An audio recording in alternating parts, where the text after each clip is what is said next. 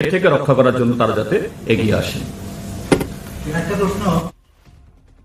এই মুহূর্তে আরো একটি খবরের দিকে নজর রাখবো।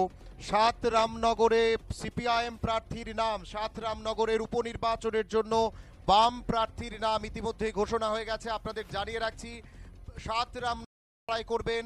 ৭ রামনগরে এর আগে যে বিধায়ক ছিলেন রতন দাস, তিনি লড়াই করবেন ৭ রামনগর থেকে। আরো একবার আপনাদের জানিয়ে রাখছি ৭ রামনগরে সিপিআইএম প্রার্থী লড়াই করছেন রতন দাস। ইতিমধ্যেই বামদের তরফে সেই প্রার্থী নাম ঘোষণা হয়ে গেছে। ৭ রামনগরের উপনির্বাচনেও লড়াই করছেন রতন দাস। জানিয়ে রাখছি ৭ রামনগরের বামেদের প্রার্থী রতন দাস, ৭ রামনগরের সিপিআইএম প্রার্থী রতন দাস, তিনি লড়াই করবেন ৭ রামনগরে। এই মুহূর্তের বড় খবরের দিকে নজর রাখছি। বাম প্রার্থী ৭ রামনগরের রতন দাস, তিনি লড়াই করছেন এই উপনির্বাচনে। ৭ রামনগর উপনির্বাচন ইতিমধ্যেই ঘোষণা হয়ে গেছে।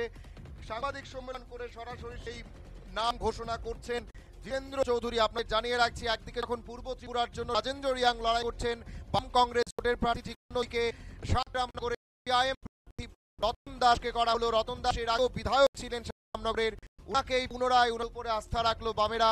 বামেদের তরফ থেকে তিনি লড়াই করছেন ৭ রামনগরের উপনির্বাচনে। এই মুহূর্তের বড় খবরের দিকে নজর রাখছি আমরা। ৭ রামনগরের বাম প্রার্থী রতন দাস উপনির্বাচনে লড়াই করবেন।